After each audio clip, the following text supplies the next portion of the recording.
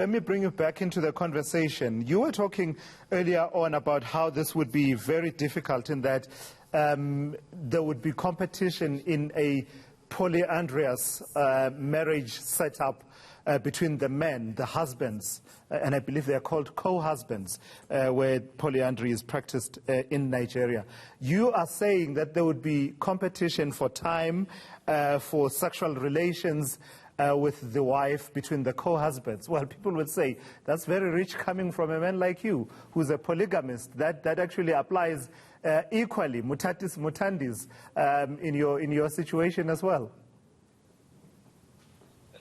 Let me tell you, let me be honest with you, Tulasis. We are not driven by equality here, that we are competing with someone else. We are driven by the mere fact that through our existence as human beings, we want to build a proper society, we want to build families. Now I'm saying to you, there is no man that I know who's sober, who would allow a situation that he will find himself competing as to who his child belongs to, you know, amongst those men. That is one. Secondly, I'm saying there are issues of tradition and custom here, which makes us find our existence. If I marry someone, there are certain things that I perform. And how is it going to be now? Because the surname that is going to be carried there is going to be coming from different men. Obviously, it will be for the first time in history where you will find men changing his surname to be of that particular wife. It's a crazy thing. And thirdly, I don't think there's that suggestion for a man to change his surname to that of a woman when they get into a marriage. But go ahead, make your third point.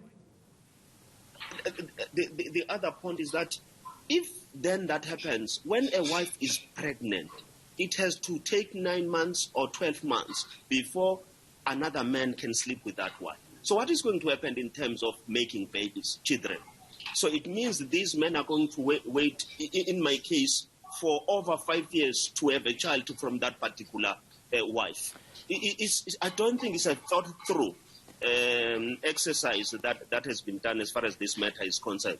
But more than that, I think spiritual is going to conflict with what we believe and what makes us as human beings to be of existence. I've got a few, hypothetical arguments, around the issues that you are raising. For instance, the question of whose child is a child born out of a situation like that.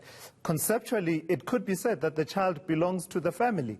Why should it matter that the issue of paternity must be strictly identified, that, this is exactly the father of this particular child? That could be a workaround that particular challenge that you're talking about. As for the 9 months wait, you wait when your wife is pregnant.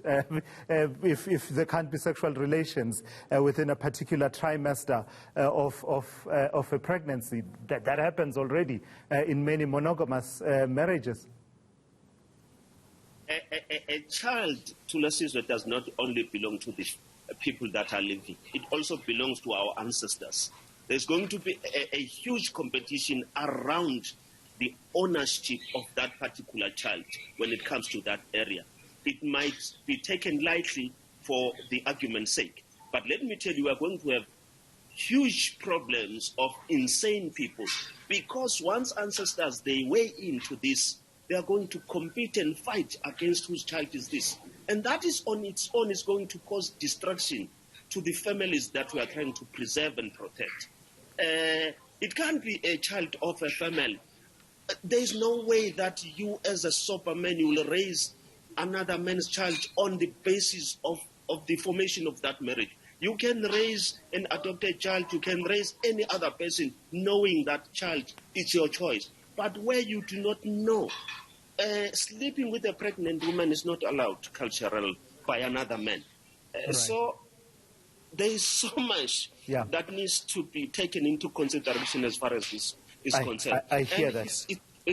It's scandalous when we are putting this argument on the basis of equality. I think it's so scandalous. Mohammed Abdurraf, just in terms of the broader other proposals around this green paper on marriages, What's your sense? Let me tell you what I like. I've always been puzzled by why we continue to have a provision for consent to be given to minors to get into marriages, be consent by, the parents or the custodian of the child, etc.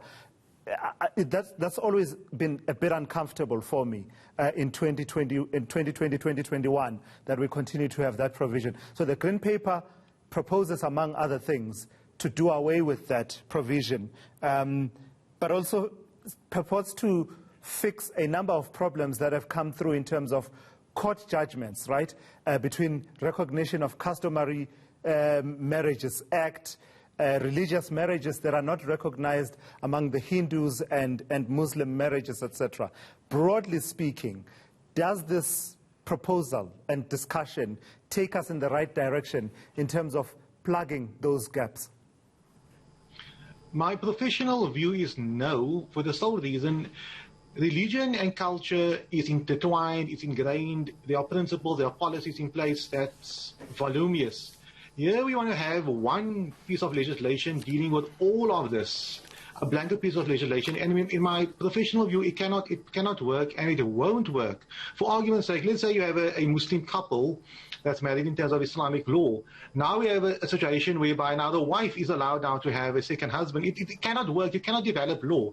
But at the same time, let's say a Muslim marriage can only be dissolved via A, B, C, and D. Now we have a law stipulating, no, it can be resolved in a civil court, a non-Islamic forum. It's not allowed in Islamic law, for argument's sake. So we are imposing westernized principles on certain cultures and religions, and asking that the religion itself should develop or accept Western culture. And that will be a huge problem going forward. But if you give me 1 second on regarding the issue concerning polyandry, there are other problems that could arise, like inheritance. How does a child inherit from? Who does the child inherit? And who inherits from this child? The 5 dads, the 3 moms, child maintenance, who supports the child? Does the child have an obligation later on to support all his fathers, which he has, or his mothers he has? Child custody issues, guardianship issues. So these are all the problems that could potentially arise. So when I mentioned earlier on an overhaul of our legal system, there would definitely be that.